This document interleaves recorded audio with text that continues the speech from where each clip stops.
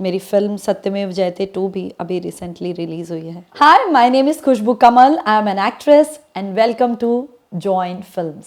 Hello friends, welcome to फिल्मी फंडे joinfilms.com। मैं हूं आपका अपना वीरेंद्र राठौर और आप देख रहे हैं बॉलीवुड का Google join films YouTube channel. कोई भी एक्टर जब काम करता है तो उसके सामने बहुत सारे मीडियम्स होते हैं और हर मीडियम की अपनी अपनी रिक्वायरमेंट्स होती है।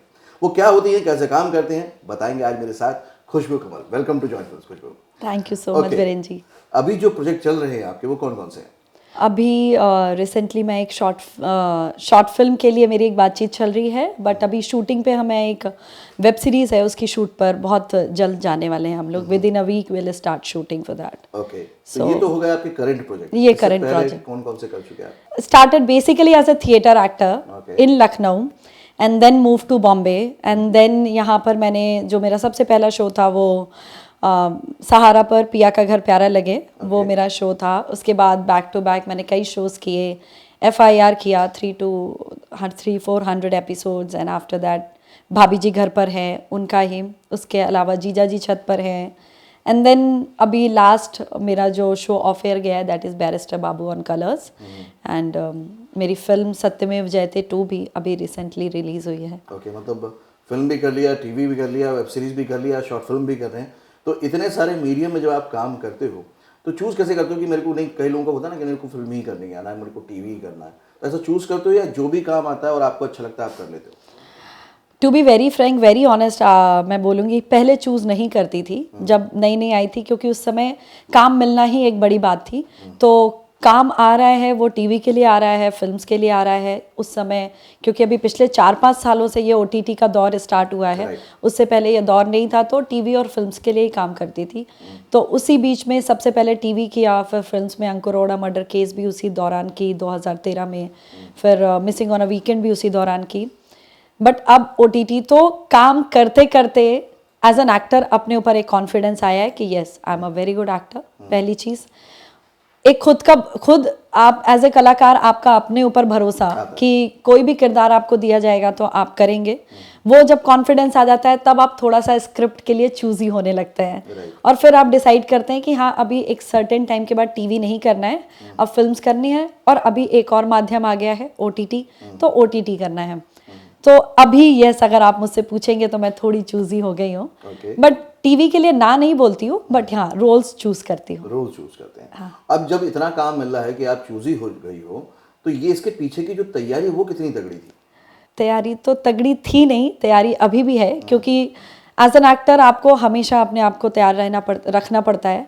और मेरी तैयारी करने का जो ये है कि आपको घर में जब आप एक एक्टर जब घर में खाली होता है, जब आप शूट नहीं कर रहे होते हो, आपकी मीटिंग्स हो गई, देन व्हाट एल्स आपके पास करने के लिए क्या है? तो आप अपने ऊपर ही काम करते हो। आप बुक्स पढ़ते हो, आप बायोग्राफीज पढ़ते हो, आप प्लेस पढ़ते हो, आप कुछ देखते हो और कोशिश करते हो कि कुछ हाँ उससे, तो वही तैयारी है। और यस, वो कंटिन्यू है और वो कंटिन्यू करनी पड़ती है ताकि वो इमोशन जो है वो करेक्ट इमोशन करेक्ट टाइम पे निकले। ओके, तो खुशबू आपने बताया कि आप लखनऊ से, कानपुर से हूँ मैं बेसिकली। तो कानपुर में जब आपने ये डिसाइड किया कि मुझे बॉलीवुड में जाना है, फिल्म इंडस्ट्री में जाना है, तो सबने एक्सेप्ट कर लिया या थोड़ा सा विरोध भी था, थोड़े से मन में डाउट भी थे, डर भी थे? एक्चुअली मैं आपको बताऊं, टू बी वेरी ऑनेस्ट, मैंने बहुत लेट डिसाइड किया था। मैंने अपनी लाइफ में हर चीज़ बहुत लेट की है, क्योंकि मेरा जो फैमिली बैकग्राउंड है वो एकेडमिकली बहुत स्ट्रांग है और हम सब सर्विस वाले लोग हैं हमारे फैमिली में। सो मैंने बीटेक कंप्लीट किया। बीटेक कंप्लीट मतलब ग्रेजुएशन के बाद मैंने डिसाइड किया कि this is what I don't want to do and this is what where my heart goes to. तो अपना बीटेक कंप्लीट करने के बाद केमिकल इंजीनियरिंग से मैंने सहारा में कुछ महीनों तक जॉब भी किया था लखनऊ में। उसी दौरान थिएटर क्या होता है उस चीज़ से मुझे मेरे एक मित्र के थ्रू मेरा इंट्रोडक्शन हुआ।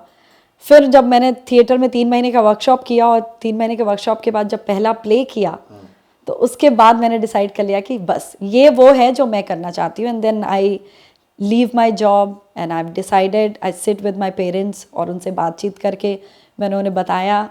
बाय ग्रेस ऑफ गॉड मेरे फादर हमेशा से ही बहुत ब्रॉड माइंडेड रहे, तो उनको ऐसा सच कुछ प्रॉब्लम थी नहीं, क्योंकि वो खुद भी मुंबई में आकर जॉब कर चुके थे और वापस कानपुर गए थे। तो ऐसा ज़्यादा मतलब ऑब्जेक्शन नहीं हुआ, बस इतना ये था कि सब कुछ छोड़कर एक नई शुरुआत करना लाइफ में लेट हो जाएगा। मैंने कहा ठीक है ना, चलेगा, I am okay with it, I am ready for this. So मैंने ये किया। जो आपने बहुत आसानी से कर लिया और आपने अपने इनर वॉइस सुनी, अपने हार्ट की सुनी कि मेरा हार्ट कहाँ जा रहा है, मुझे वही काम करना है। लेकिन जब आप जॉब कर लेते हैं तो कंफर्टेबल हो जाते हैं तो डर बढ़ जाते हैं। वो डर से कैसे आपने पार पाई? मैं इंजीनियर हूँ। इंजीनियर लोग तो वैसे भी बहुत फाइटर होते हैं। हमें तो क्या होता है कि हम जब कॉलेज में थे तो हम एक रात भर जग कर एक शीट तैयार करते थे और उसके बाद जाके अगले दिन प्रोफेसर को प्रेजेंटेशन देते थे और प्रोफेसर बोलते थे कि no you have to do it again. तो अगले दिन फिर पूरी रात जगना है। तो we are fighters, like I think इतने सारे प्रोफेशंस हैं, लेकिन मुझे लगता है इंजीनियर से ज़्यादा फाइटर, जो फाइटिंग वाली जो स्पिरिट होती है वो किसी में नहीं होती। और उसमें भी लड़की हम तो वैसे भी थोड़े फाइटर होते ही हैं। सो मुझे इन सब चीज़ों तो रिजेक्शन वहाँ पे भी था, जो आपने बोला शीट बना के ले जाओ, क्रॉस हो जाती थी। रिजेक्शन की तो आदत थी, ऐसा नहीं है। और वो एक्टिंग में भी लगता है और वो यहाँ पर भी है। तो काम ही आ गया। रिजेक्शन हैंडल करना एक तरीके से मेरे लिए बेनिफिशियल रहा प्रोफेशनल लाइफ में। या जब डिसीजन लिया होगा, आपके पेरेंट्स ने तो आपका सपोर्ट किया, लेकिन आसपास के लोगों ने तो डाउट किया होगा कि क्या कर रहे हो यार, जॉब क्यों छोड़ रहे हो, पढ़े लिखे हो, क्या जा रहे हो मुंबई पे, ऐसी कुछ बातें आई थी? थोड़ा रिलेटिव्स ने बोला था, लेकिन मेरा कैसा है, मैं बहुत अपनी सुनती हूँ। This is my life and I want to do this, okay, so I will do it. तो आपने अपनी सुनी और अपनी करी और आज वो कर रहे हैं। अब रिलेटिव क्या बोलते हैं? They are happy. उनको अच्छा लगता है कि उनके परिवार की एक लड़की है जो अच्छा काम कर रही है। अभी मेरी फिल्म सत्यमेव जयते 2 रिलीज हुई थी, उसमें मेरा सीन बहुत अप्रिशिएट हुआ। कोमल नाहटा जी ने और दूसरे क्रिटिक्स ने भी बहुत अप्रिशिएट किया मुझे अपने रिव्यूज़ में। तो जब मेरे परिवार के लोग भी देखने गए तो दे लाइक इट, मतलब उनको अच्छा लगा कि एक तो 2 साल के बाद थिएटर जा रहे हैं और उसमें अपने ही घर की बच्ची की फिल्म देख रहे हैं। सो जब वो अप्रिशिएट करते हैं तो मैं बोलती हूँ कि हाँ देखो, दिल की सुननी चाहिए, दूसरों की नहीं। आखिरी में सफलता मिलती ही मिलती है। हाँ, ऑब्वियसली संघर्ष नहीं कहूँगी, चैलेंजेस हैं। तो चैलेंजेस आएंगे तो आपको चैलेंजेस फेस करने के लिए तैयार होना पड़ता ही है ना। वो आपको खुद तैयार रहना है। वो कल को मेरे पेरेंट्स बोले तुम्हें ये करना है और मैं वो करूँ, बट उसमें भी तो चैलेंजेस आएंगे ना। पर पेरेंट्स ये बोलेंगे कि चैलेंजेस आएंगे, पर वो चैलेंजेस फेस किसको करने हैं? खुशबू को। अगर पेरेंट्स के कहने पर करूंगी तो भी चैलेंजेस फेस करने हैं, और अगर मैं रेडी नहीं हूँ चैलेंजेस फेस करने के लिए तो मैं वो भी नहीं कर पाऊंगी ना जो पेरेंट्स चाह रहे हैं। सो बेटर है मैं वो करूँ जो मैं चाहती हूँ, बिकॉज ये मेरी जिंदगी है और इसको किस तरीके से बेहतर बनाना है वो मेरा अपना डिसीजन होना चाहिए। Very good, super.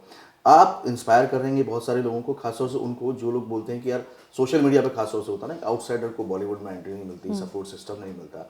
आपके लिए कैसा रहा? मुझे तो फुल एक्सेप्टेंस मिली है, और अगर आउटसाइडर्स को सपोर्ट नहीं मिलता तो there is a long list हमारी इंडस्ट्री में जहां आउटसाइडर्स हैं, they have been star, they have been superstar, they are superstar, mega Bollywood star हैं वो। तो अगर वो एक्सेप्टेंस नहीं मिली होती तो वो कैसे बनते? तो ये कहना बहुत थोड़ा सा मीन हो जाएगा। मीन तो हाँ, इट्स नॉट गुड, नहीं कहना चाहिए ऐसा। Okay, thank you Khushboo Kamal, बहुत अच्छा लगा आपसे बात करके। Thanks a lot. Thank you so much. Khushboo Kamal एक एक्टर, बहुत अच्छी अच्छी बातें निकल कर आई पूरे वीडियो में। पहली बात तो ये है कि अगर आप अपने मन की सुनते हैं, चैलेंजेस तब भी आएंगे, उन चैलेंजेस से डरने की जरूरत नहीं है, क्योंकि जो काम आपको सोसाइटी करने को कह रही है, चैलेंजेस तो वहाँ भी आएंगे, लेकिन वो आप पूरे मन से फेस नहीं करेंगे तो वहाँ तो असफलता तय है।